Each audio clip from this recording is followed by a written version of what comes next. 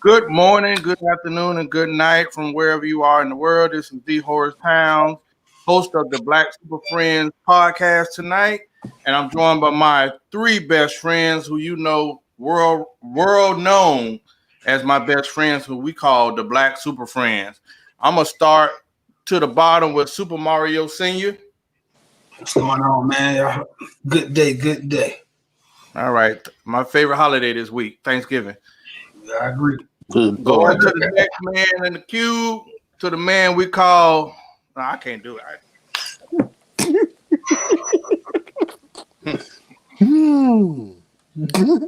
Sing Chris. Thank you, my brother. It's King Chris spelled incorrectly on purpose. I got a question for you though.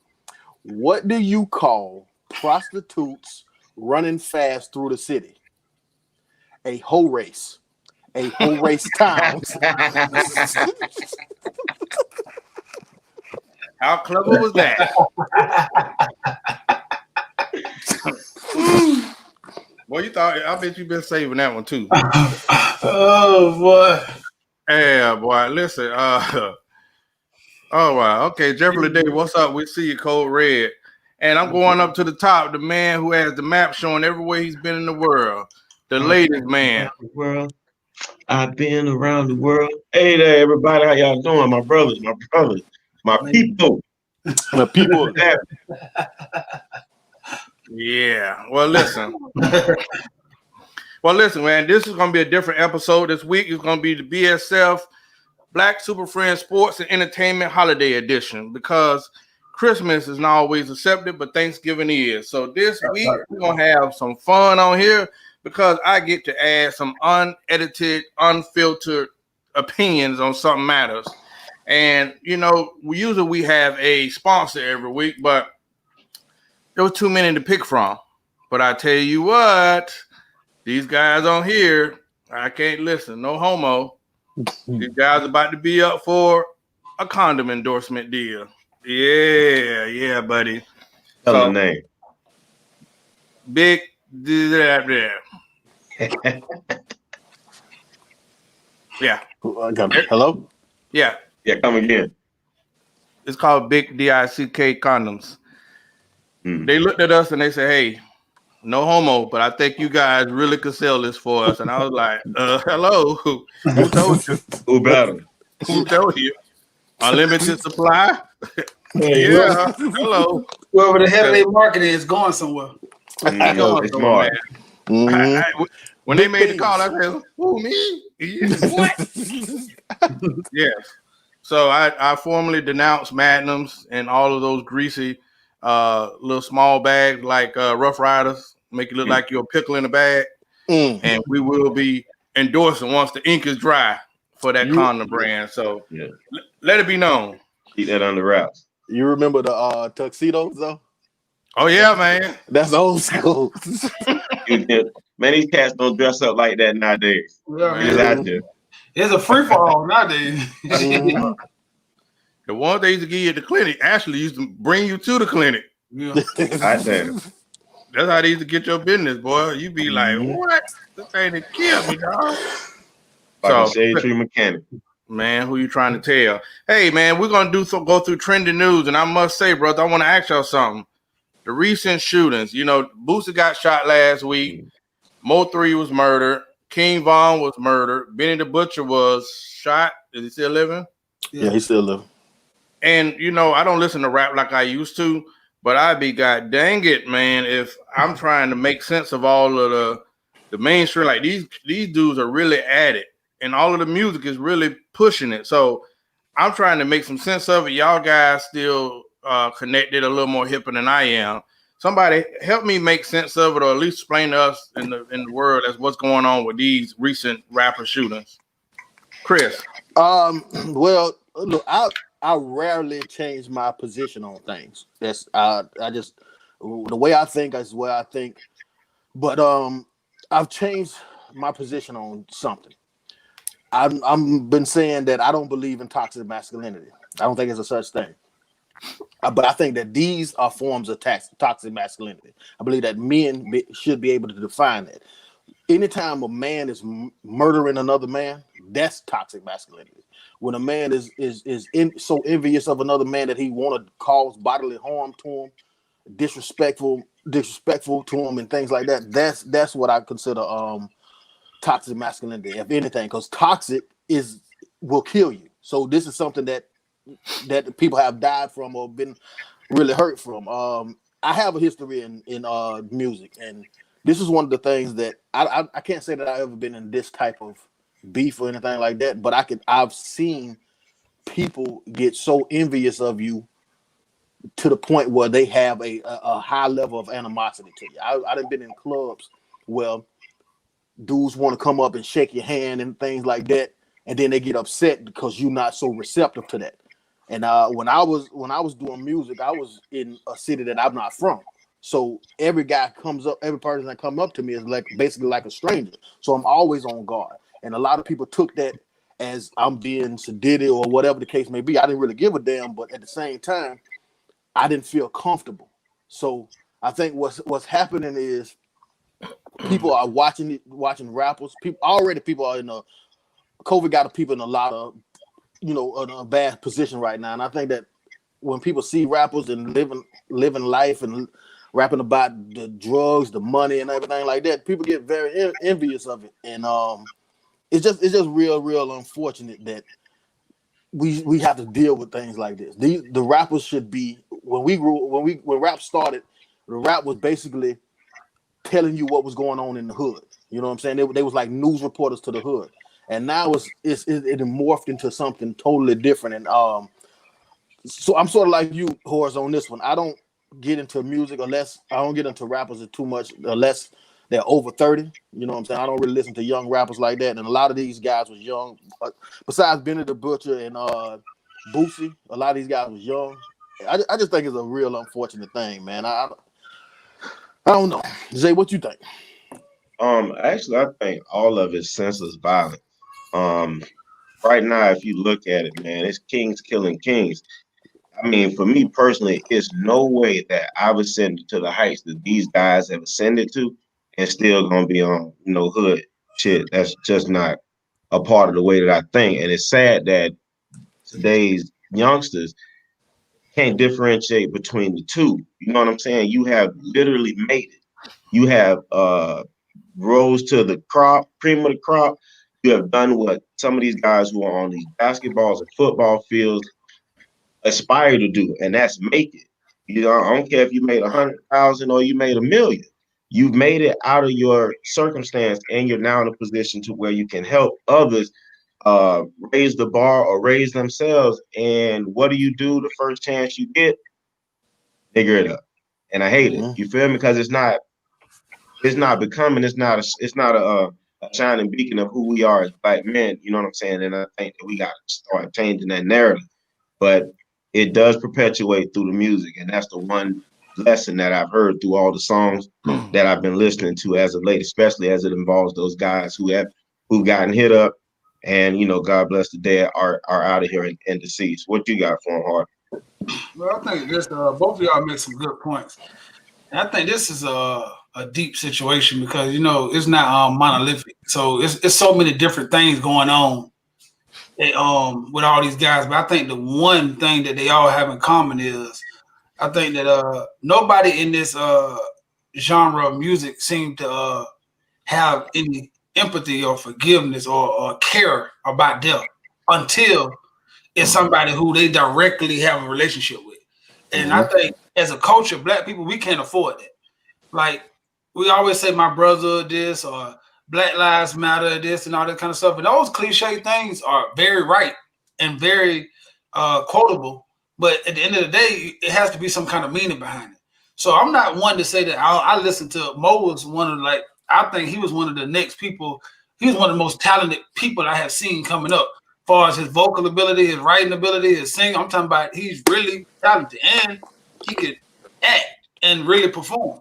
And King Von, I think from all what he had went through to get to a point where he finally was out of Chicago and he was on his way to creating a lifestyle for not only him, but his family and his friends. To see his time of demise this early in his career was also sad too. But then I think about all the stuff that people done been through, and I be like, at some point, when is it gonna be our fault? Because I believe that we perpetuate this music. Like these guys who are rapping, if they come out and say, "Hey, I'm finna start rapping about gangster stuff," their sales go down. If they say, "Hey, I'm finna stop talking about I'm a Crip or Blood," their sales go down. And then now you telling somebody who feed their family and who have seen millions to when the people coming in and say, "Hey, bro, your last album ain't do too good because you're trying to be too conscious," now they drop. So I think a lot of times rappers right now and what they going through is the people who are buying their music fault. I think it's our fault. We put them in a situation where even if they want to change means losing money. And as long as they have to keep up this bravado or keep up this persona to keep record sales, then they're gonna be trapped. Because right now, like you said, Boosie is my age, but Boosie started off like them.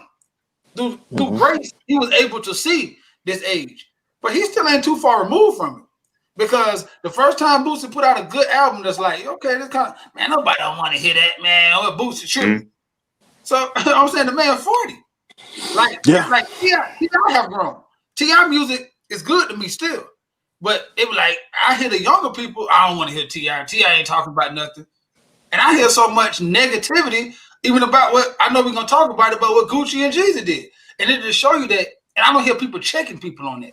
Like, bro, you have to grow. And unless you plan on dying at 25, you don't want to hear that all day. I don't want to hear, no matter how good their music is, I don't want to hear about you killing people all day. And I'm okay with saying that, but I don't think they feel that. So I think music is a reflection of what we want. And as black people, like I said, it's cool to say Black Lives Matter, and it's cool to say you my brother and all this, but sales say we like killing, we like people, and we like bloodshed.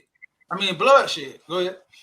I think that I don't want to cut you off, but I think that I don't understand why that only translates to us. Like I grew up watching Arnold Schwarzenegger kill people all day in movies. My grandma grew up watching John Wayne kill people all day in movies. I don't understand why our genre of entertainment gives off that vibe, but then we watch so many other forms of entertainment that's filled with violence, and it doesn't have the same effect. I've never understood that. But Before I just have to go, I thought about that one day, and I was thinking about, so what do the other genres of music have? And they for one, they have a mind of ownership, and then the people who come into the room with them actually have their best interests in hand. So let's get this right. So when you listen to the music industry, I seen a TED talk with a guy, I think we shared it, when he was like, I would tell black people, you're not marketable black unless you're talking about this, this, and this, and this. But a white guy who talks about this, this, and this, you're not marketable. So it's the opposite. So I think that right now it's no room for them to make money. I believe if white guys could make money talking about gangster shit, they would do it too. Yeah. But it's no money in it for them. That's why I said it's the narrative being pushed behind the scenes that we need y'all to keep killing yourself. We need y'all to stay in a slave mentality. We need y'all to stay oppressed. We need that. And as long as y'all keep feeding into that, then we're going to keep pushing it and making y'all millionaires. And it's okay if we make 10%, 5% millionaires. They'll kill each other before they really get them each other money anyway. So it's a system. But that goes back to what? Systemic racism. So that's why I say we can't never think that we walked away in any genre away from that. Because this plan was put into play before us. Horace? No, I was going to say the same thing. You know, when I was in music, man, I think my mom screwed me up. So a lot of stuff I seen back then, you kind of seen stuff trying to trend that way a little bit. I remember when we talked about how they clowned Ross. Remember they was attacking Ross because he used to be a correction officer. I'm like, that's the most insane thing in the world. Like most dudes that I knew that hustle would have gave it all up, but they would have got a high paying job like some of the Caucasian counterparts, right? Like people we don't want it, they didn't want to hustle. And then I seen where the era started trending towards no shame. You know, now you started. I knew back then you had artists that were on narcotics, but then we started to celebrate it. You know what I mean? So right now, I don't understand the culture because I've checked a lot of local artists that put the gun and it's like you say, it's what's to sell. Like it's so I forgot the word, but it's so many rappers, so many producers. I got to do something to have a gimmick. When Young Thug first came out, he would say insane stuff, some of the most gayest stuff ever. But the brother did have some talent, and look how he ascended. So everybody looks for a gimmick. But with these young cats, man, these young cats really will die for it. Whether it's locally or mainstream art, they really would die for it. And I'd be always wanting to tell some of these cats, like, you know, you kill this dude, but nobody ever talk about the shooter. You know what I mean? You hot for that minute, but go ask the shooter how his life is right now. Would he take it all back? Because you praising him for being real, but after that, you really real though? Yeah, and that's the thing, man. These kids. When I looked at I didn't know much about King Von, and I didn't know much about Mo3. But when I seen pictures of with children. That's the focus right there. That they no longer have a father. And not only do they no longer have a father, they no longer have a high providing father.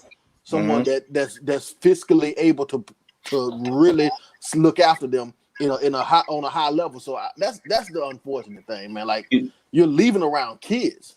I think the word you're looking for is legacy. Legacy builder. Like that man was about to set fire to a lot of people's lives. He was going to be the catalyst in a lot of individuals' lives because, as you saw from some of his videos, he broke bread because he felt like if I make it, we all make it, as we all should be. You know, make sure that each one teach one, or at least put on someone so that they can elevate from the position or where they are in life. And that's what he was aspiring to be. But unfortunately, like you said, he couldn't pull away from what was paying the bills, you know, living that life, being about that, and couldn't separate the two, entertainment from real life. Not to cut you off, Zay, but I don't think it's that easy. I don't think it is. I don't think you can live 25 years or 26 years of your life, become a millionaire overnight and say, hey, you know what? I changed. Hang around the same dudes in the same environment. That's trauma. It's trauma just built up on you. Like Chris said, was rapping in Orlando. I grew up in Rivera. We stay in Orlando now. When we walk into somewhere, I'm looking at the exit, I'm looking at people. We had security. It didn't matter. I'm still looking because this is who I am right now. Money didn't make me. He was on tour with Ross. He fly me into Orlando. We on stage with all these people. I'm still worried about Chris safety. This guy's 6 times bigger than me.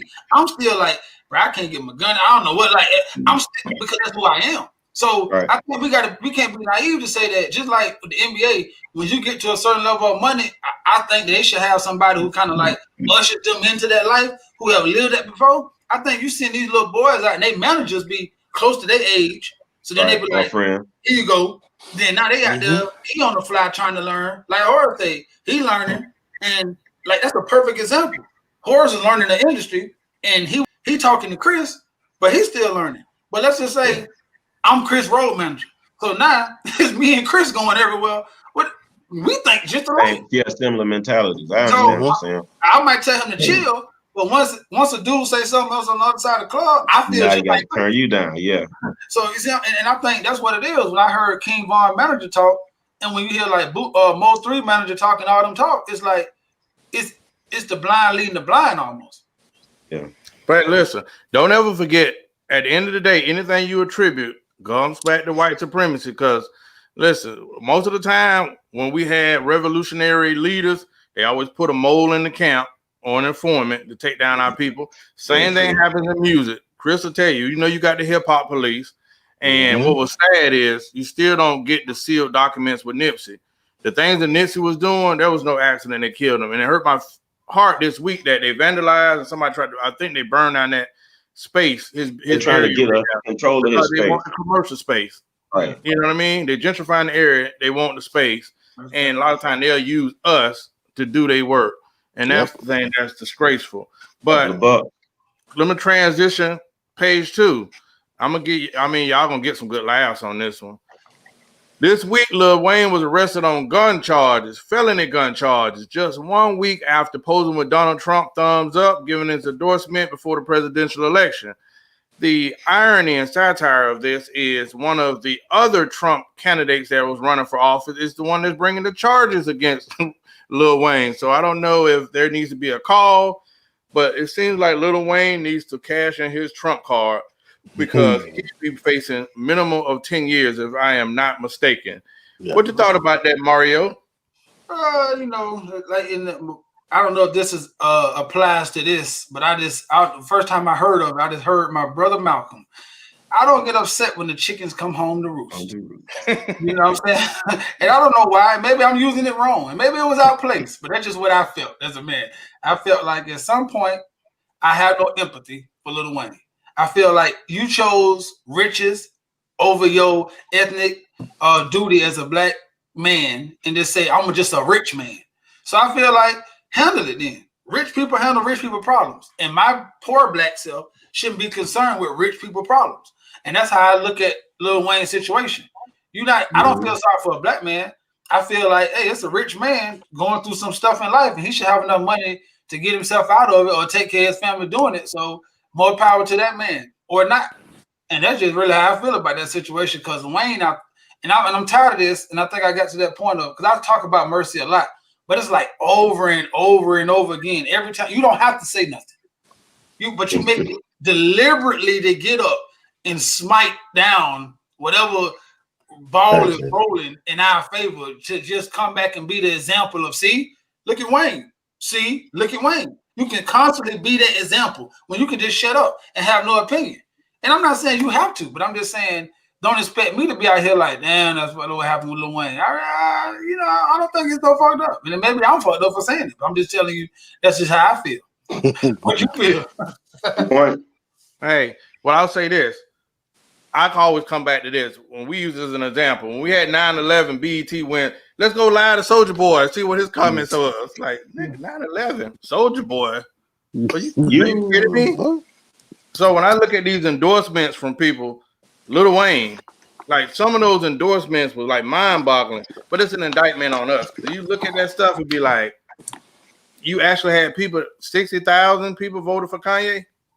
You know what I mean? If he was eligible in most states, imagine how many people would have voted for this brother. You know what I mean? Yep. Donald Trump got elected. So you got to come back and be like, us, American people, is off the glass. But when it comes to that, listen, before, in the last subject, we forgot to mention the fact that one of the rappers involved in that shooting has a $6 million bounty on his head. You know what you could do with $6 million in the inner city or the black community? They got $6 million on somebody's head. And you know what $6 million could do in that community? Oh, man. Chris. Well, with the Lil Wayne case, I did a little studying on it, and come to find out he got caught. This happened December of 2019. He got caught in Miami. Feds came in, searched his plane. They found a gold gun and drugs. They dropped the drug charges, which is funny to me. But I think Lil Wayne argument is this was a gift. The gun was a gift, and his lawyer saying that he didn't brandish it. He wasn't trying to do anything violent with it, and that's the reason why they're trying to get it thrown out. Now, what the Trump is funny because the Trump connection there.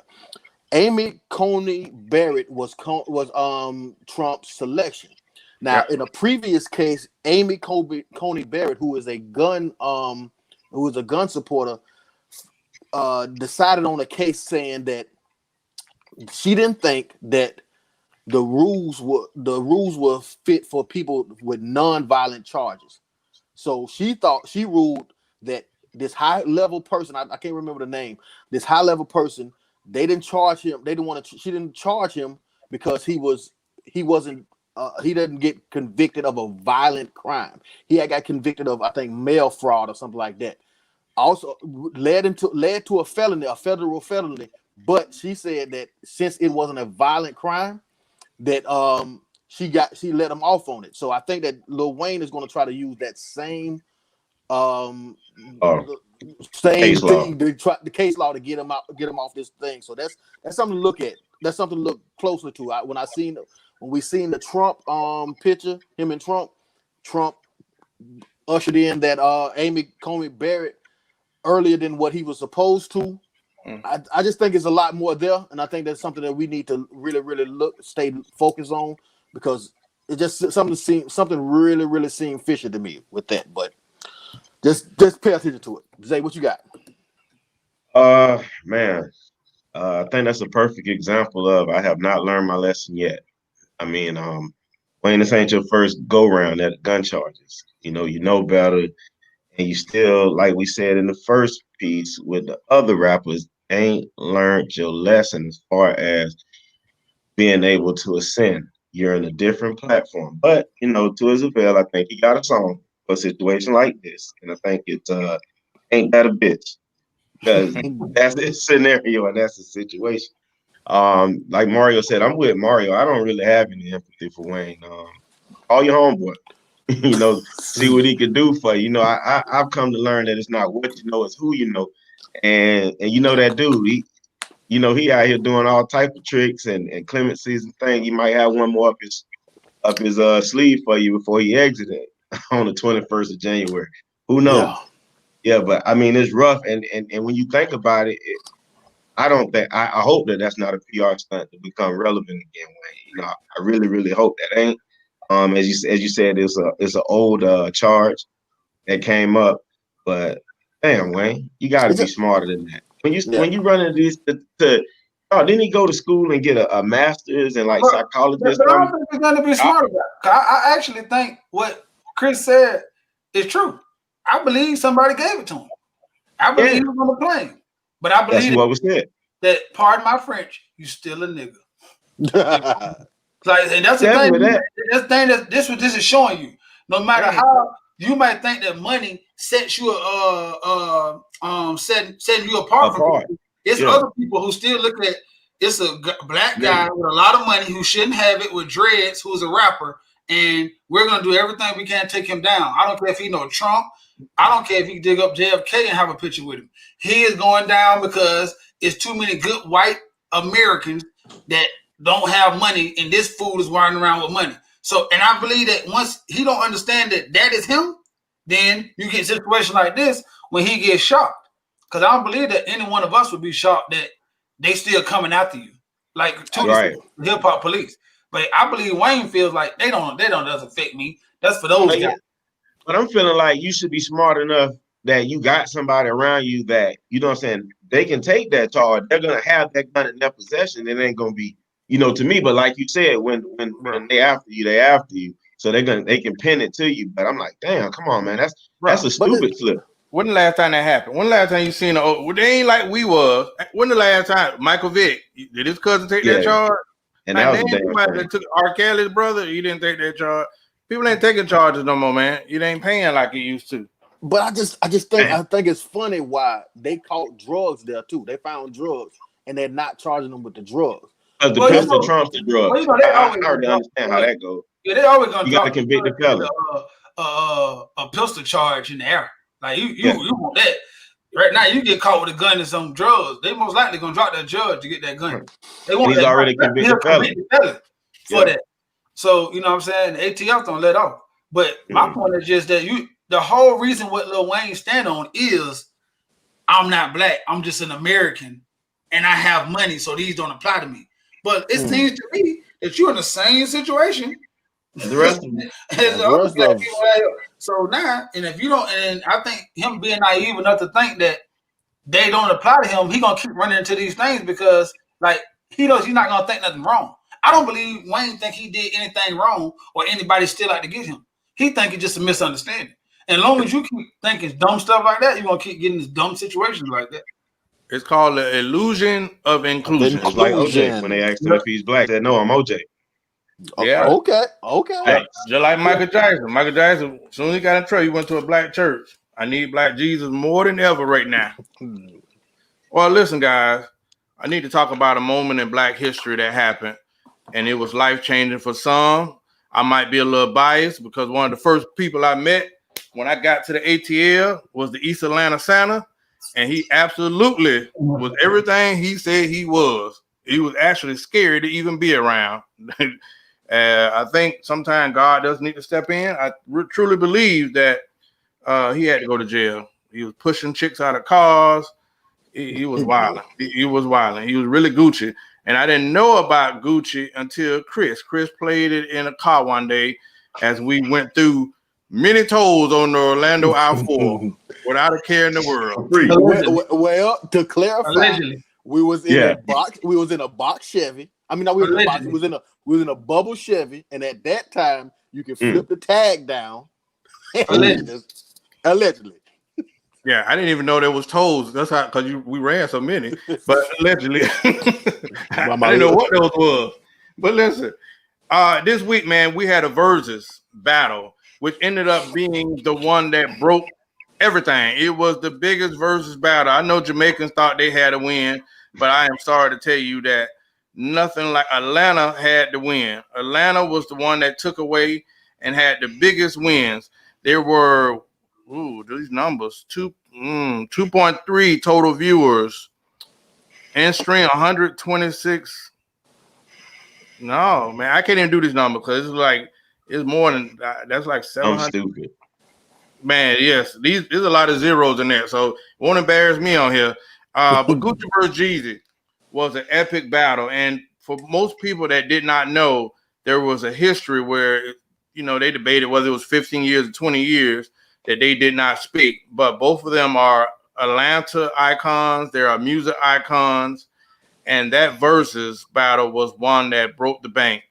So in the midst of me saying that to you guys, with all the viewers and all of the tension, you had people Team Gucci, Team Jeezy, and related to all the shootings that's going on, last week we all said we didn't even know how they was going to be in the same room, but they pulled it off, and there was a redemption to that story.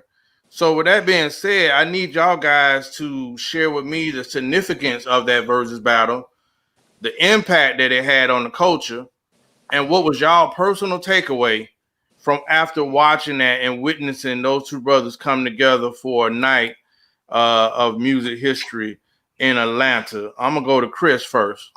Well, first I got to say this. I thought it was the most interesting, boring versus I ever seen. I think the animosity between those two made it not good to watch. You know what I'm saying? That wasn't it. But I think as a whole, man, I think it's always good for two grown men to come together and just display music. Some of this music was like the soundtrack of my 20 to 30 year life. Like we was doing some things when both of these guys was on top like that. So I was very pleased about seeing everything. I think that everybody won on it. I don't think it was a clear winner.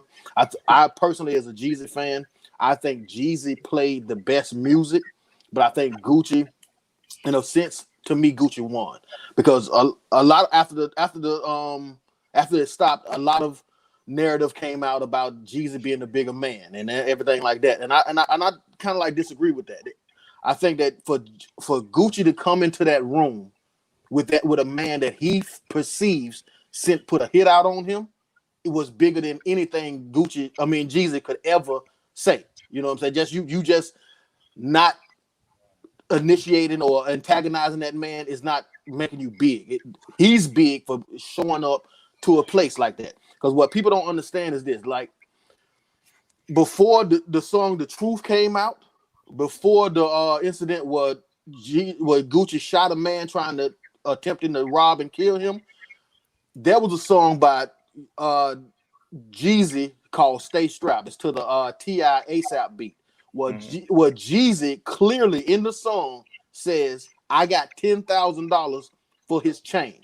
So when you hear Jeezy on the song on "The Truth" saying $10,000 bounty put on my neck, I hope you didn't pay him because they didn't have no success, that came directly from a Jeezy song where he put that out there. Now, I'm not saying Jeezy sent the hit. I'm just saying you put out a song saying guaranteeing payment. Like if you get a chance, go back and listen to Jeezy "Stay Strapped." He's guaranteeing a payment of $10,000 for that man's chain. So for that man, not only that, there was other guys involved into that robbery, and those men are still living. There was the woman who set the whole thing up, and she's still living.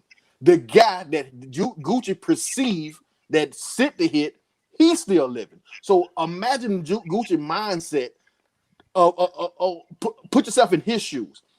He didn't went down, he didn't went up, he didn't been to jail. This man has had a decent career but Gucci think that you sent that man to kill me. So I when people talk about who was the bigger man, I think Gucci was the bigger man. I think that man came to say exactly how he feel, to dish you to dish you at any chance he get, and if you want to be cool after that, then that's cool. But I've been holding this in for a long time, and I think that Gucci showed. I think Gucci showed that he was the bigger man just for coming up there. I don't know about anybody, one of y'all or anybody out there in the audience, but at the same time, man, if a man killed me, I want to kill him. A man sent somebody to kill me, I want to kill the man that came. I want to kill his homeboys. I want to kill the girl, and I want to kill the dude that I perceive sent the hit. You know what I'm saying? So that's what I took off it. I thought it was a great night. I enjoyed it, but I just didn't like the narrative coming after placing Gucci in a bad light, especially when they was talking about the real estate thing. Yeah, I think that's cool, but it wasn't a real estate battle. You know what I'm saying? That wasn't the battle. Not only that, it was a music battle. If you're talking about music, Gucci for one owns his own masters, so that's a head up. Gucci puts too many artists on, so he's making the most music they're making the most money off of music, and it was a music battle. Now again, I want to give a caveat. I am a Jeezy fan. I've never been a huge Gucci fan, but I'm a Jeezy fan, and I believe that Jeezy played the best music.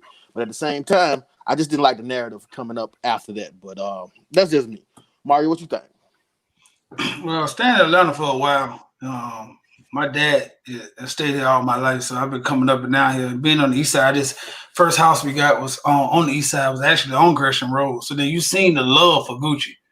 Like you seen like those guys in Zone 6, but he is the East Atlanta sound is not even the that's an undertone to what Gucci mean to the east side. And then once you understand, when I first got here, or 2005, back and forth for a couple of years, the west side was dead because you had T.I., you had all those artists over there, and it was kind of like, Shorty Low, the Roccos, like all those people over there, and that was kind of it.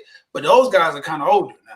So now you got all the young guys who are from the east side, so they kind of run it. So you see, it's always been a division, because when it comes to those guys, it was like Jeezy, T.I., and all those guys on one side, and Gucci was over here. And when you think about all the people that, I think Thug is the only one who can go to both sides and be respected on both sides. But everybody else, they choose a side. Like you never will see Lil Baby and Jeezy do nothing because of this. Still because of this. Because it is a side in Atlanta that's drawn. And I think when you think about all the money that could have been made, just on the money tip, and all the stuff that could have been done for other people's careers, like shows and all that kind of stuff like that, you be like, man, this happened almost 20 years ago, and it's still generationally setting people back. And then you're like, man, that's crazy. Now to get to the actual battle, I think I like both of them, but I feel like Jeezy spoke more to me when in my former work of life. And I believe that he excited me more in what I did, because he talked numbers and dope like a poet.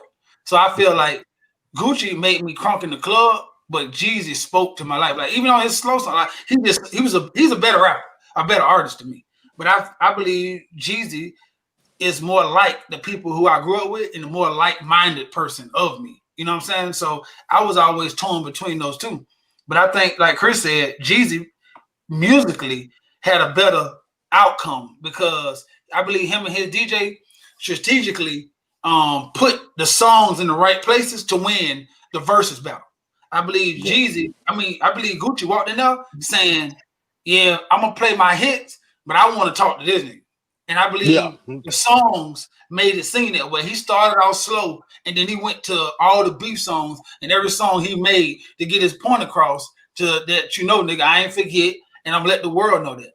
But then if you follow people like 21 Savage, Young Nudy, if you know them, all the boys from the East Side, you see that they was having watch parties out there, like promoting Gucci, like, because you understand, like, Gucci could not get up on that stage and not play the truth. Because talking about credit being lost, he could not get up there and say Jeezy this and this because he had already been saying he's gonna do that. So that part about it, like you said, that people didn't catch. You knew I was gonna play this song. You knew I was gonna do this. I said I wasn't gonna come unless I could do this because that had to be done. So I think a lot of times when people not knowing just how deep this was, because it was way deeper than that. It's blood, Crip. I'm talking about it's East Side, West Side, Macon, Alabama. It's way deeper than, oh, you rap and you put this on me. Bro, it's a lot of people had a lot of stuff done behind this. So to see them two put up, it helped me. But to be honest, in Atlanta, it ain't. If you like maybe close to 40, you probably feel like me. But if you closer to 30, you probably feel like shit.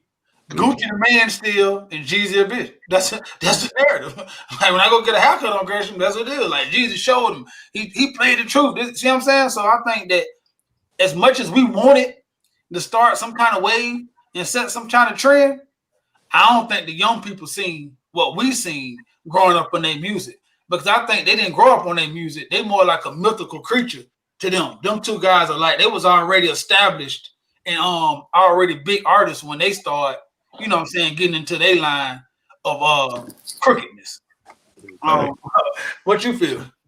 On that, I think that from the significant side of it, Gucci had to play the truth. It's not a rap battle, it's not a versus battle unless Gucci plays the truth. You understand what I'm saying? That needed to be out. I think that from the significant standpoint, that's it. Also, and I thought about it when I kept listening to everybody say that, tonight Atlanta won. I thought about a artist a few years back getting up on the stage with, I believe, some football shoulder pads on and some Chewbacca pants saying, Atlanta got something to say and the South is down here.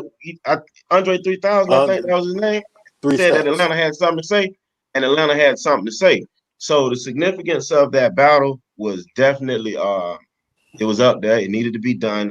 Gucci and Jeezy's beef is, since, like you said, we were head first in the street. So it was about that time that they had a meeting of the minds, because y'all are, for the lack of better words, the fathers of the parents to all of the things that's going on, all the artists that we see. Like Gucci, like you said, Gucci spawned the Nudies, he spawned the Futures and the little babies, which Jeezy spawned the Gucci's. He inspired them to, like you said, to make the dope boys go crazy. And Gucci tell you, dope boy, 95 Air Max, because I'm a dope runner. And that he gets that from, who he despised. So that definitely needed to happen. As far as the impact, we were hoping, like you said, Mario, from an older standpoint, that the younger guys could see that in life you're gonna have trials and tribulations, and you're gonna go through it with people.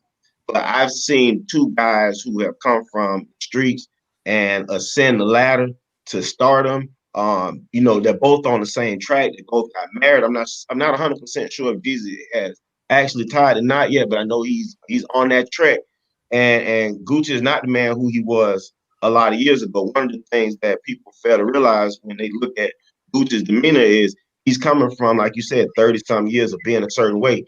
He's striving for better. He ain't all the way healed, you see what I'm saying? But he's trying to do better. So, you got to cheer him on for that. So like you said, Chris, for him to get on there was huge, because whether you sent that intentionally or not, boy, I felt like my life was in danger to the point where I had to take a life. And I think that what Jeezy understood was, even though he did stay strapped, more likely out of anger, because we've all been hot-headed young men, didn't realize the power of his voice. He's saying that as in a way like, man, this nigga a duck, let's embarrass him, let's show him, you a sucker, whatever, we're going to take your chain and kind of punk. And it sounds good in the air, but then the actual act of doing it, you know, you let somebody try to take your chain and you strap how that's gonna go, it ain't gonna feel well for them. And that's exactly what happened. But when you have a guy like Gucci who's from the streets, you feel me, and they take that as a diss, they're not trying to hear you trying to explain that you didn't mean it like that. And I had to potentially put myself in a position where I could have been gone for a long time because I discharged a firearm and I'm a felon. You see what I'm saying? So the thing when you say Gucci won, I think what Gucci won was a chance to express himself how he really, really felt, and he needed that because that was trauma. So I understand, you know, my outfit is 10 bands. You understand what I'm saying? The significance of it. There ain't no money for you to put on me. I got that on. You understand what I'm saying? And I'm still here.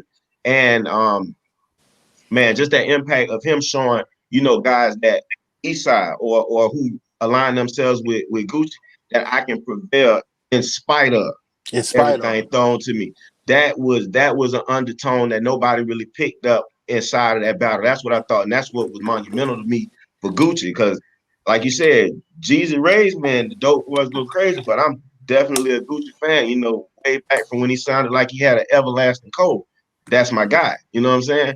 And that's right. So I definitely hats off to him. I love the way Jeezy handled it. You know, he handled it like an old head would handle it. I know that you're a younger buck and you're gonna be snappy, and I'm gonna let you snap because you need to get it out. But I'm also gonna calm the situation down. I'm gonna give you that. You feel me? I'm gonna show you how to be humble as a man and take that L because Jeezy wearing the L for the act that he you know put in the air. You see what I'm saying? But he took it also like a man. Everything that he had to say to him because he understood that man was expressing himself. And he understood that was needed. The takeaway that I got from it is that hey man, you should have led the question. The takeaway that I got away from it though is that we can all do better, man, and we just need to. Overall, it was petty, as you said. He said 20 years. Gucci said 15. You know, listen, at the end of the day, y'all both alive. Y'all are both successful black men. Y'all don't have to be the best of friends, but we can collectively move forward. What you got for him, Har? No, I'm gonna be quick. I want to say similar to the LeBron versus MJ thing, man. I think people have missed LeBron's career because they started out comparing it to MJ. So you really haven't appreciated the two. And I say that because in Atlanta, it has been lines been drawn. You either with Gucci or you with Jeezy. And one thing I can say about Gucci, I'm biased in the fence. Like I've actually noticed, dude, and like Mario said earlier, people, I call him East Atlanta Santa, but people worship dude. He's just the realest dude around there. Like Jeezy is successful, but they see Jeezy as you stay from Atlanta, but you making moves all over the place. But Gucci has been the mascot for a long, long time, especially for the East Side and them boys. And you know, he broke bread with a lot of them, so he stayed and tried to make sure he engineered the success for others. And now I'm biased because I like the evolution of both of them. That is the thing, bro. When we talk about our era trappers, is the fact that nobody that I knew that was hustling wanted to be out there. They would have traded it in any time. If you said, hey, you go a 6-figure job or a $50,000 job driving a truck every day where you can be home and be a family person. We just knew people that didn't have no choice. So, you know, once you out there, you know. But the thing what I did take away from yesterday, I don't think a lot of people could really appreciate what happened because a lot of people don't know the story or they trendy. You know, I seen a lot of females caught into the sexual things. Oh, Jeezy this, Jeezy that. So they celebrated Jeezy for the comment about real estate. But when you research them, their net value ain't too far apart. I think Gucci is 12 million, Jeezy's worth 13 million. Why is that? One thing about it, you know, you take your own rules. I know Jeezy makes money with his deals, but Gucci owns every part of his music. He owns it. He can perform. Hold on. I'm sorry. Wait a minute. Let me finish. Go ahead. I just want to be factual. Right, yeah, that's factual. So I don't know what Jeezy, but I know Gucci owns his. But the takeaway that I got from him yesterday was that I noticed that Jeezy could never really too much look at Gucci. And you know, and that has to mean something because, like I said, Gucci showed up and he's been holding that in for a long time. I had a lot of respect for him because it ain't beef. It's the fact that at one point we here now, but you sent somebody to kill me. This don't even have to be happening if they were successful. You know what I mean? Like you gotta where we come from, that's something deep. So I don't know where they go from there, but you tried to kill me and take my life over something that's, you know, is anything worth taking somebody's life. So I just didn't like how the Gucci Jeezy thing, people took it and, oh, Gucci ain't this, and just appreciated them brothers both evolve into a place where they're making money, they're making wise decisions, and they're affecting the culture. And I think that's what they came along for. And politically, I don't know how effective it is, but they had Stacey Abrams start the show off.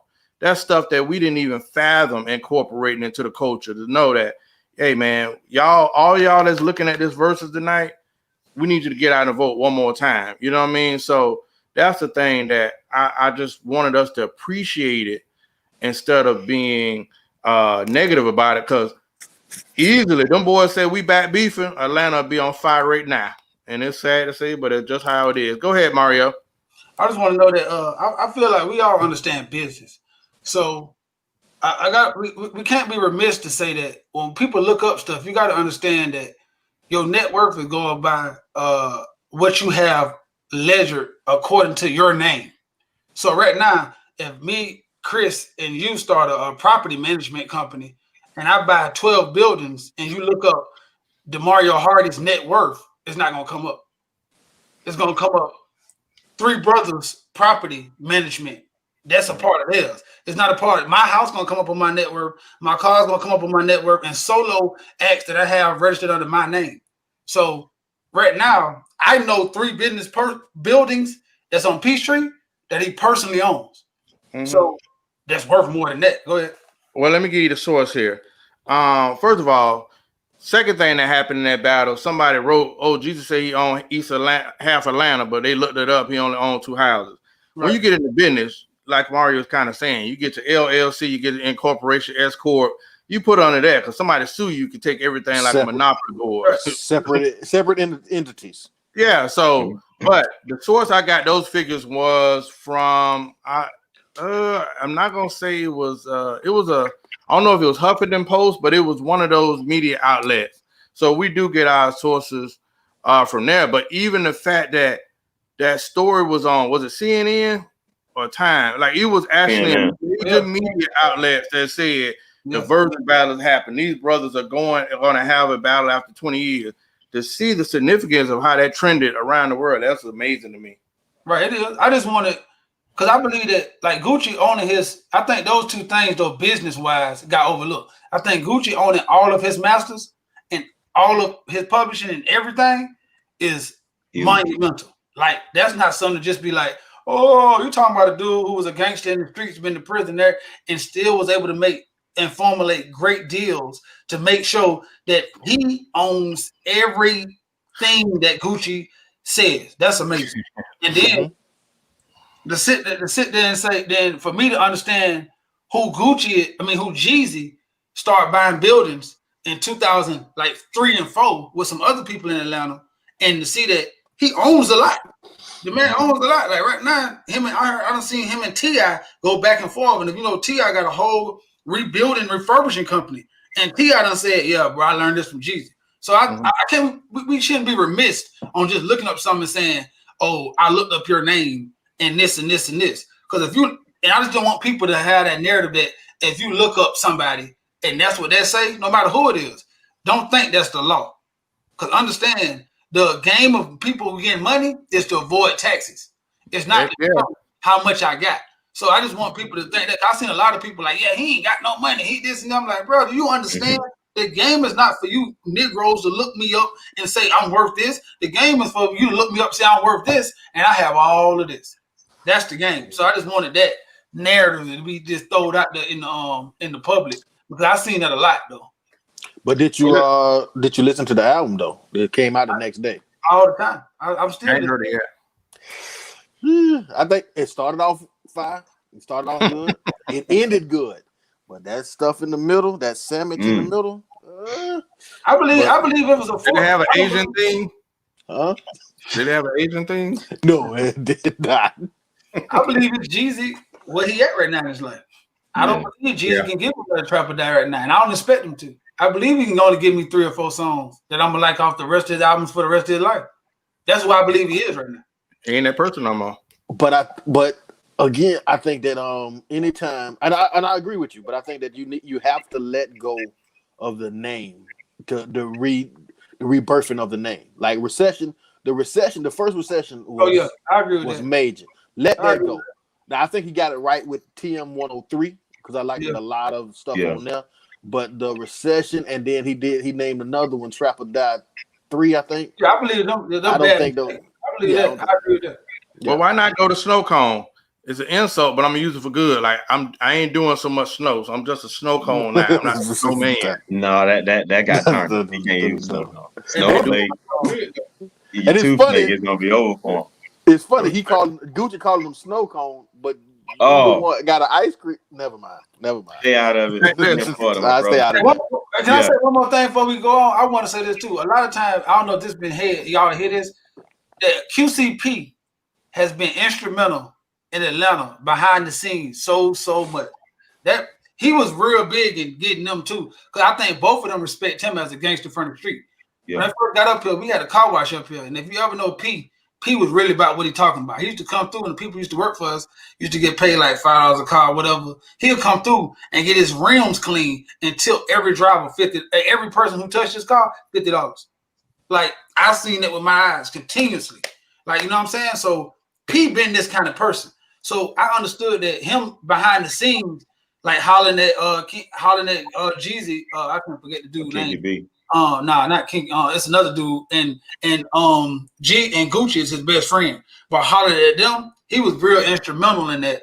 And I think him being a connoisseur of music and loving Atlanta so much, I think he don't get as much credit as he deserved because people forgot Coach K had a lot to do with this too, and that's the business part. So don't leave Zaytoven out. Right, you're right. Yeah. Yeah, you know what I mean? A lot of people are instrumental to see this. You know what I'm saying? I appreciate him standing with his homeboy, but yet saying, "Bro, we got to do this, and you need to let this go." Well, I understand it because that's the closest Atlanta gonna get to a win. Yeah, Falcons gonna Falcon, Braves gonna curdle. So listen, all of us gonna be on the road next week. I'll be somewhere else. But one of my mentors, one of my heroes as a child, is going to fight next week, and I'm scared for the other person. I don't know what to expect. I need lightning round responses. And the Mike Tyson versus Roy Jones, what are your predictions? The fight is on the 28th, and it's for 5 rounds. I have no idea what's going to happen. I'm picturing that episode of Martin, when Martin got knocked out of the ring like goddamn by Tommy Fraser. Hitman Hearns. Oh my God. I don't know what to expect. Man, what is y'all predictions, Mario? I think that Roy Jones is a fool. And I think that if nobody in his family that loved him told him that, let me be the first to say, Leroy, I respected you. And I like to hear you talk right now when you on the side of the ring in a lot of fights. Do not get in the ring with Iron Mike. He still feeds pigeons on roofs, and he's a millionaire. Let it go, Roy. Let it go. Go ahead. And he smokes a lot of weed every day just to keep calm. Bro, this fight is gonna be so epic. Boy, we grew up on Mike, and then we got adapted to Roy, but Mike gonna kill him. It's like talking about Michael Jordan to me. And do you see him still going? Okay, that's it. That's all I gotta say. I mean, Roy quick, but Roy ain't never had no defense. Mike coming. So I got Mike. What you got, Chris? Y'all must have forgot. Well, I will say this is a tough one. This is a tough one. These are childhood heroes. It's like picking between your finest woman and your nastiest woman. It's kind of tough to judge. So I'm gonna stay out of it. I'm gonna stay out of it. I'm gonna just watch the fight. Hopefully, we can it would be a good fight. It's only 5 rounds, so I don't know. It's just hard. This one is hard for me to pick. But Horace, what you got? Well, I would never totally count Roy Jones out because anything can happen. But Mike Tyson said when that bell rings, he's bringing hell with him. I don't know why I would fight the Mike Tyson, who is now on vegan fuel for free for charity. Ain't no check involved. You're not getting paid. Whoa, bro. So I don't know. That's when you just don't know when to hang it up. But I don't know what to expect. I'm just going to appreciate it, even though I am thinking the worst, because the last time I seen Roy Jones fight, he was underneath the rain rope snoring. And that is not how I want to y'all must remember him. forgot. We surely did.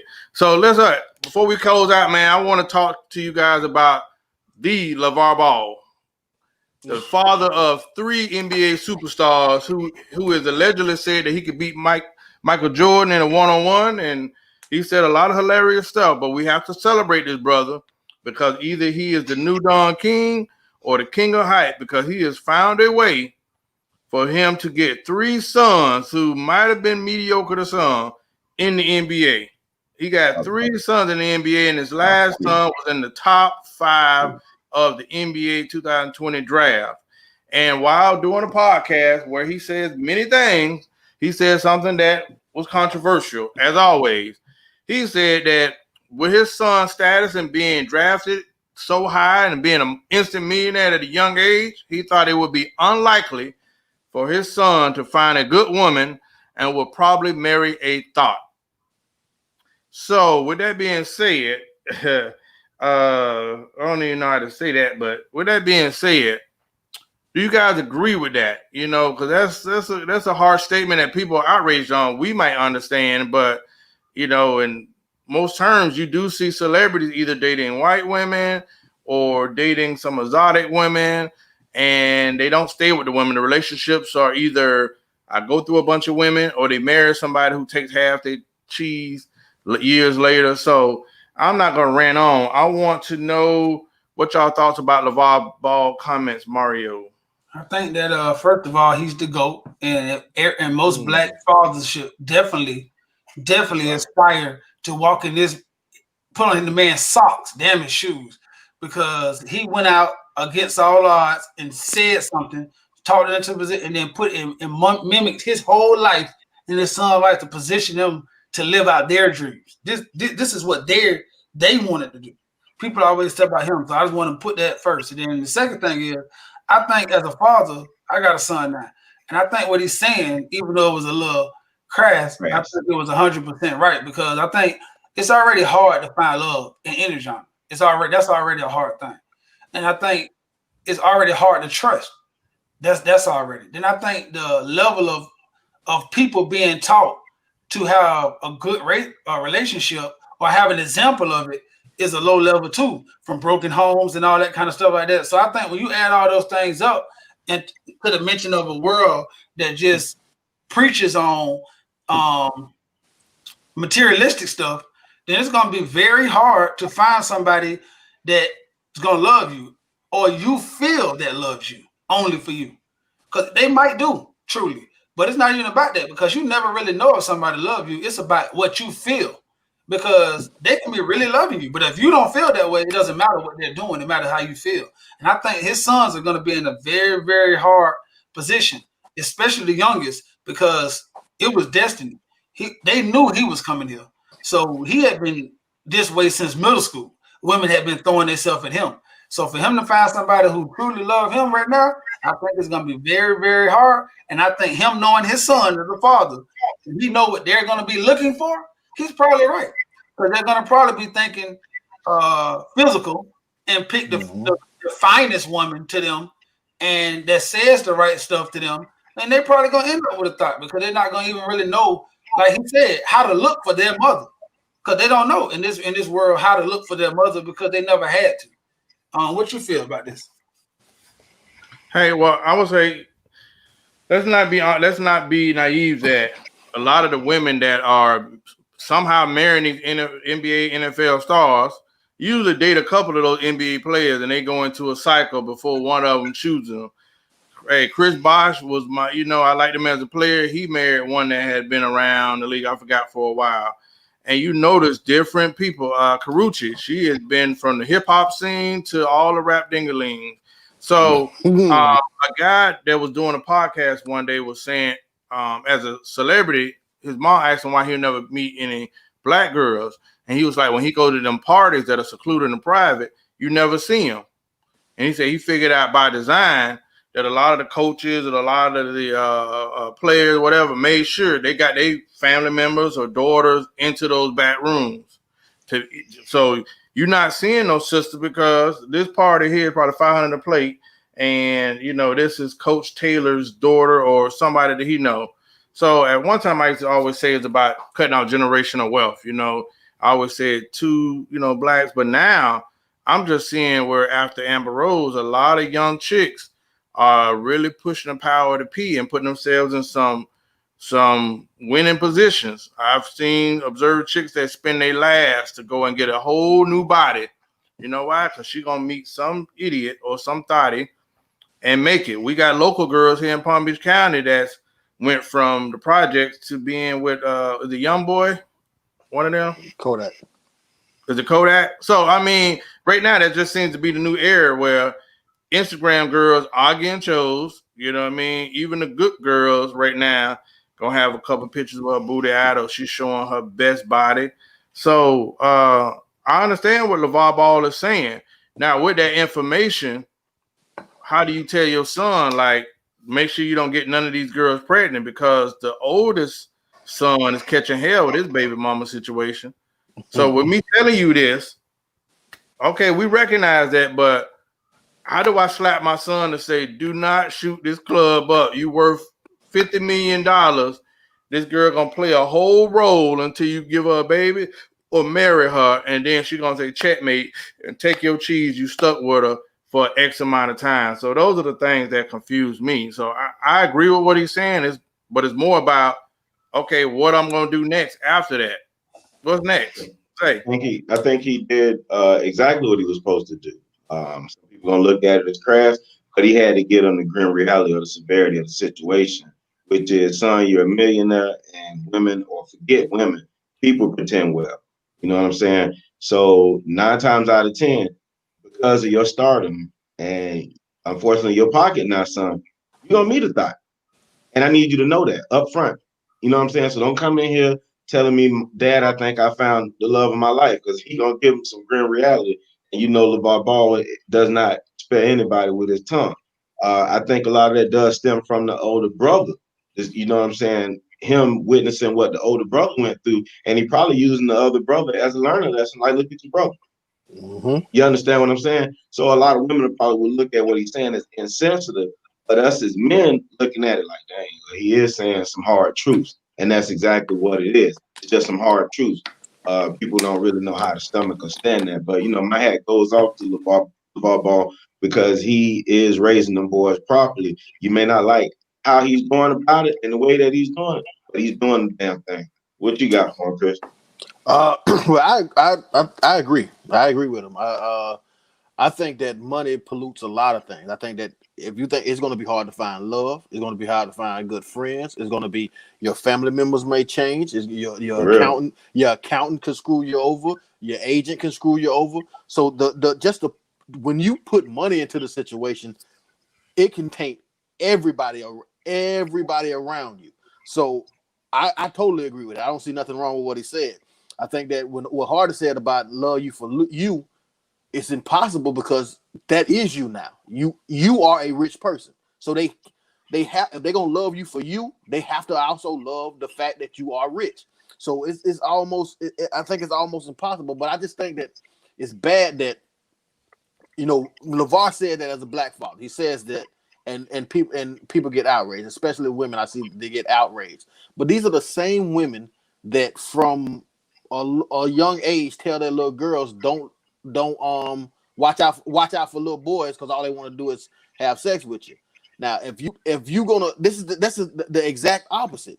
So, one sex wanting something from the other sex, and the parent is telling you about it and warning you about it. So I don't see anything different between those two. But again, like I said, I agree with Levar Ball. I think I'm going to trust the man that got his oldest son the number 2 pick in the draft, his middle son in the G League, and his last son the number 5 pick in the draft. he must be doing something right. So I think that that's a person that you should listen to, whether you like the delivery or not. I just think that's somebody. And he married to their mama. And he's still married to their mama. And still married to their mama. Yeah. He could have easily got went in. He could have easily took his receipt, went back to the store and exchanged it for a younger virgin. He still stayed. She stayed with her. Taking care of her, doing all of this when she done had a stroke and everything. I'm saying the man is. That's why I say we put the wrong people on the pedestal, man. It's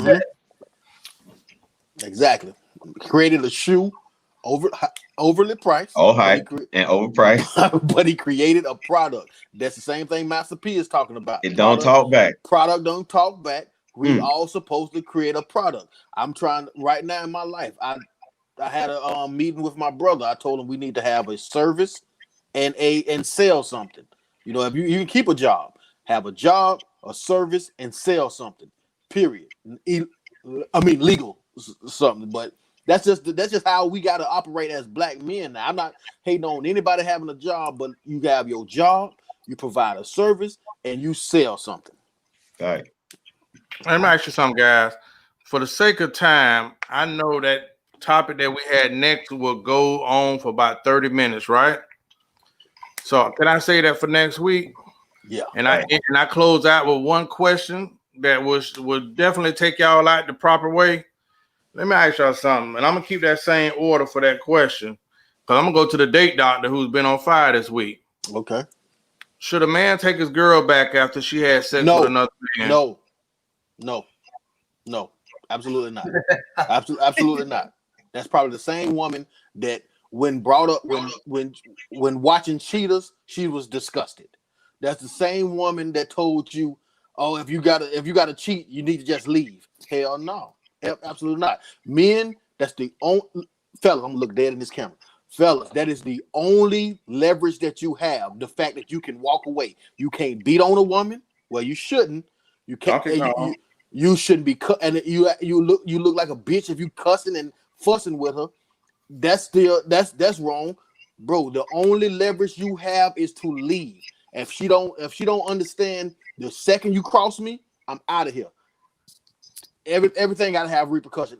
And what I learned from Horace's mother's church, favor ain't fair. That's what I'll tell you what. I just want to say that the Donkey Kong is still appreciated in 3 states. In the hair? Yeah. He should have in the hair. Latest man, since you the latest man, should a man take his girl back after she had sex with another man after he went in there and pushed it back? I'm gonna say if he loves her, yeah. I'm gonna also say that that don't stop with him. But hey, you gotta fight for love. It's not simple and easy. Like you think hard for Mr. Date Doctor. That man loved that woman, and she made a mistake. There's a lot of women out here, Zay. There's a lot of women. It is. I didn't say that applies for me. I said it applies for that man. You know, if he does bring her back, it don't fly over here for me. I'm gonna say that, you know, you don't be successful in life. Unfortunately, it just won't be here with me. What you got going too? Well, goddamn, Tevin Campbell. Can we talk? Sure. I don't know who you are. Tevin. Listen, man. Listen, let's be real. Everybody deserves a second chance. Ooh. Boy, yeah, he froze. No, I'm just. Ooh. Yeah, man, this is a moment. Listen. I know you're channeling your Tevin Campbell right now. You probably at gunpoint right now. I know that's what's going on over there. It's somebody in that. It's somebody in that room. It's somebody in that room, bro. You trying to have a good night tonight? Okay. No, man. I'm telling you. I thought about this long and hard. And the only reason why I'm saying this is because it's somebody out here. They might be in the comment section. I don't know, but no, they laid it on tiptoe. Get what? Yeah. They still there with them. So I want to encourage you, my brother, to be who you are. Don't be who we are. Be you. I'm just saying over here. Sincerely, the tiptoe. Hey, listen. Oh, goddamn. Listen, wait a minute. So this is the first part, right? So the fact is, if a man, let's be honest, if a man, old ladies have sex with somebody and nobody know about it, he gonna stay there. He gonna cry You gonna cry. You gonna cry like JT Bunny said. But if somebody finds out or even has an inkling that happened or he thinks so, there's no way that he's staying knowing that somebody came and plowed his field without his permission. There's no respect then at that point. You know what I'm saying? There's no honor amongst thieves. Somebody knows outside. Honor amongst thieves, huh? Yeah, it's no longer in the household. I got a funny feeling another bee been in my honey. Oh man. Listen, if I was ever that person that JT Money talked about where I just gave up on life and I did not care, then I would be that dude. You know what I mean? If we was not together and she went over and did a spell and said, listen, you do it too swell, let me come back home, I'm going to cheat on her for a long, long time until I feel satisfied that everything has been, settled. But should I? Nah, I can't. Nah, brother. I know it happens every day, but not where we from. You know why? Because a guy named Dr. Gucci said this: girls are like buses. Miss one. Next 15, one coming. Mario, take it away. Well, all that sounds good. We got another one. But if I tell you what you should do, that'd be just me telling you what you should do. But if I be real, I'm saying right now, the average person who's saying that they not gonna do that is doing it to the 10th power. So I've heard guys say, "Bitch, if my wife cheat on me once, bitch, that's 1 to 100." So shit, damn right, I'm gonna take her back, bitch. She got 99 more to catch up with me. Like, right? Because I think that whole thing depends on who you are. Like right now, I don't believe that's just me. I don't believe that you could be a faithful person, putting all your love and all your care and doing everything you can, turning down all these other jazzy bells out here in the street, and you find out that your woman is cheating, and you stomach that. I don't believe that.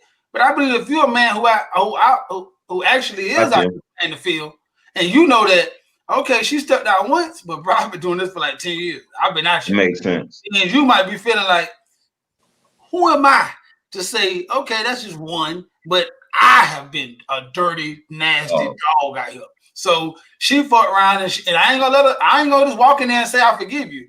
But in back of my head, I know, bro, I have been out here fucking like it's going out of both legs. I don't believe that guy is gonna be so easy to say, you dirty bitch, and run. I don't believe it. And then me having taken inventory, this might cost me some bricks on marriages. I feel like it's more of the guys who are the latter than the front. I believe it's more guys out here fucking out of both legs who are married than it is like guys out here who's selling out for love. So I'm gonna think that more people are gonna say, you know what, it's 1 to 100 than it is. I can't believe you did this. I put all this into this and you broke me down. And I believe that's why more men out here are fucking out of both legs, because they in the back of their head know that anytime they don't want to be that guy who put all of it in there and find out his wife was getting beat or his girl was getting beat. And I think that's that never-ending circle in life. Yeah. That, you know what I'm saying? That's fucked up. You know what's interesting? Before I go to Chris, when the women say, "Oh, all these dudes are cheating, these married dudes are cheating," and blah blah blah, but who they cheating with? And who holding them accountable? Because a lot of girls who they cheating, women are fucking married men, boyfriend men, and they, ooh, girl, look at this and look at this. But you get on anything and you hate cheaters. But 5 of your 6 friends are the other party of a cheating ass relationship. This is amazing. Well, I say this. I hear what Hart is saying, and I somewhat agree because I went through that. But the question was, if another guy, that was the question. Yeah, I went through this, but I just didn't go through it with a guy, and I stayed. So I'm just letting you know. I'm just being totally transparent. The question was, if another guy, I say I could stand by what I'm saying. Absolutely not. But I went through this same situation. It just wasn't a guy. Well, listen, let's be honest. They made a whole movie about this. It was called The Best Man. And then the next movie, God took her away, which was...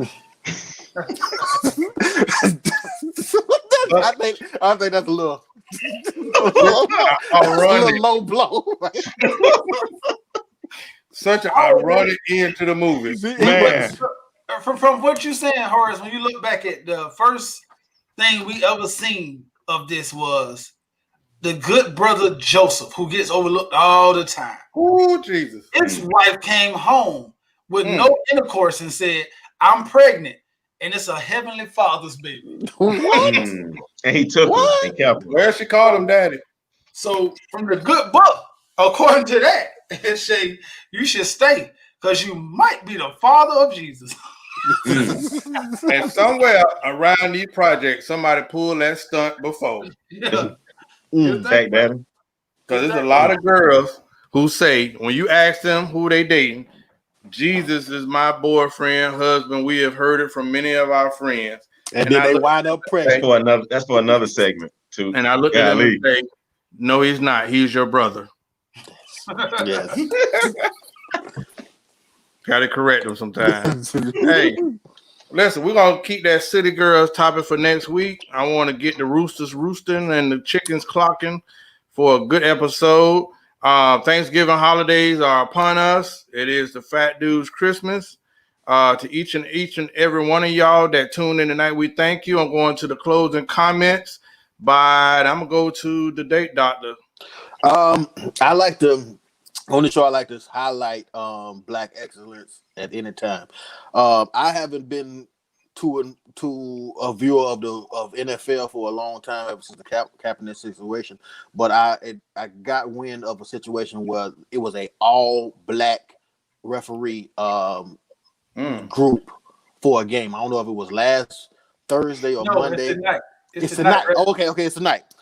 So I definitely want to highlight that. It's an all Black referee crew, and it's for the first time ever. So I want to, I haven't me and the NFL been having a rough relationship for the last 4 years, but I definitely want to highlight that, and I may even take a peek at the game after we get off here. But yeah, salute to the NFL for a all Black referee crew.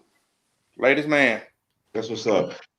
Thank you everybody who tuned in, especially with historical events like Chris just mentioned on a Monday night going on. Y'all took y'all time to be in with us. So as always, we thank you. We here at the Black Super Friends definitely like to highlight Black excellence. My brother, Mr. Hardy, down there in the bottom, shared with us earlier this week, a group of entrepreneurs in Atlanta got together and spent about $30,000 on groceries for the people inside of their community. That's balling.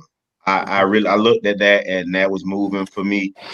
Hopefully we can get to a point where we can do that at a certain point in time. But I just thought that in this period with this COVID-19 year, with people out of work and, people flaunting the riches of coming up, whether it be on the system or just during this tough economic time and their adversity overpowering, that they gave back. I like that. I did like that. What you got? And we will, Zay. We will.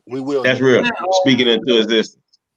Let me add to Chris thing that the guy who and it's all Black, and it's the first time it's a Black a white hat. I referee, so you just know how much it means to be a white hat. That means you period.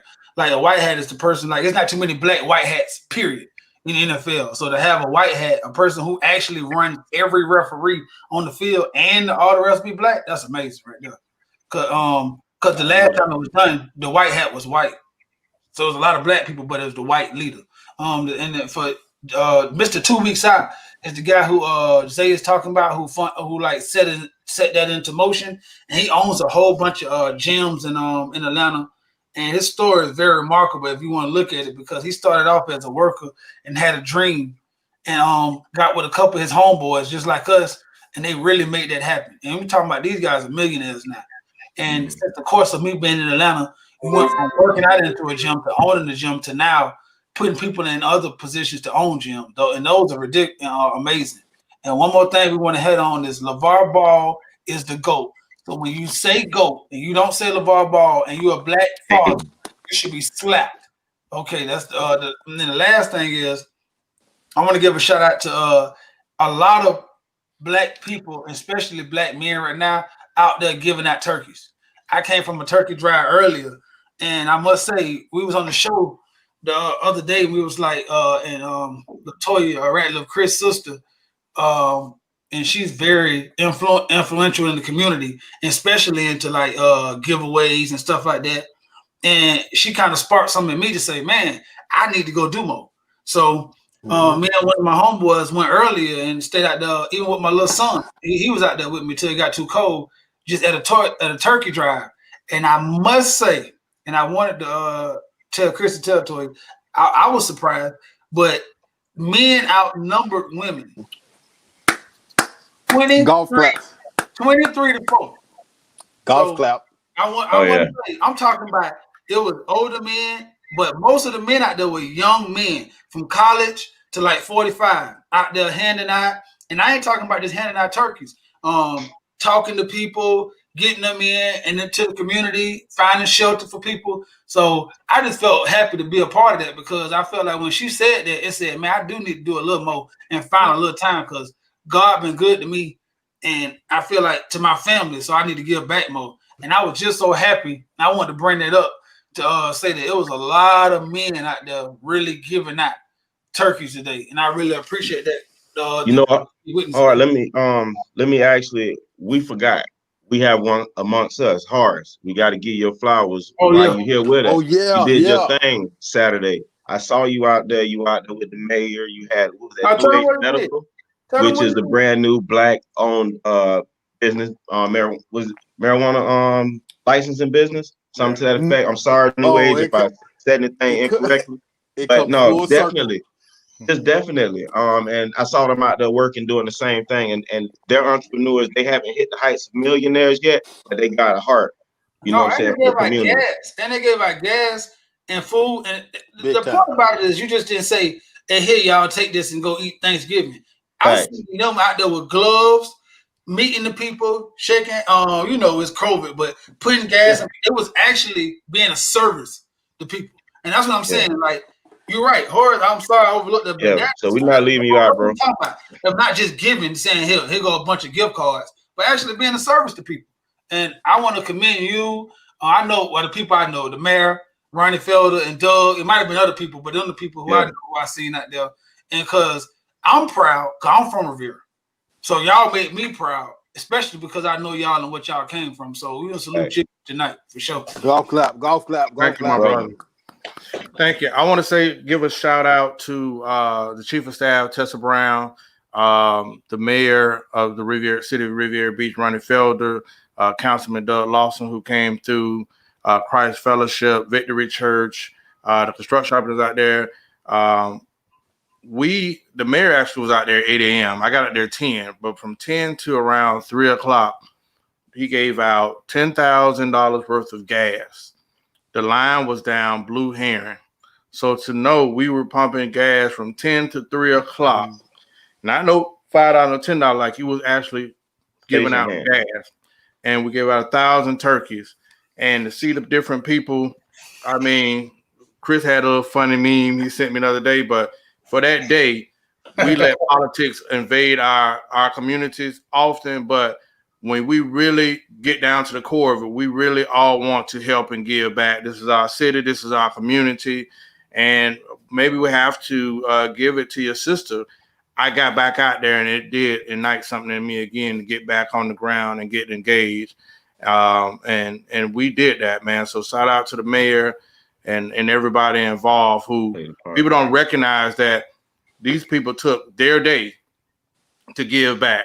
So 8 o'clock to 3 o'clock that you committed to giving to somebody else. Many people might have came through, got some gas and took off, but I don't think people really know sometimes, like, it ain't easy, man. It makes you feel good, but you actually out there like you on a job giving back to the community in the sun and the heat. So, man, it felt good to know that you impacted so many lives. So to everybody that tuned in, we thank you. We wish you a happy holiday, happy Thanksgiving. Oh, I got one more thing. Safe travels. I got 4 turkeys left. So if somebody in Atlanta knows somebody who needed turkey, I got 4 left, and that's all that's not accounted for tomorrow. Do not give them my number. Call one of these guys right here. They was screaming. They'll put me in contact. I do not want to know. I do not want 60 people calling me about turkey. But I was just about to put it on the bottle. Yeah, if y'all know somebody who need a turkey, seriously, I got 4 turkeys left, and these ain't no little small Cornish hens. These They actual wild turkeys. Huh? Are they wild caught? No, I ain't catch these. It came out the store. So we want to really turn it. You know, COVID is a tough time. So if you know somebody in Atlanta and you know one of these guys right here, or if you know me personally, get at me and I'll tell them somewhere they can meet me at or somewhere like that. And I got 4 turkeys left as of right now. All right, it's been another episode. Anybody that's in, we are looking for topics to, give our insight on. So till the next time we see y'all, we definitely thank y'all for tuning in, and we will see you.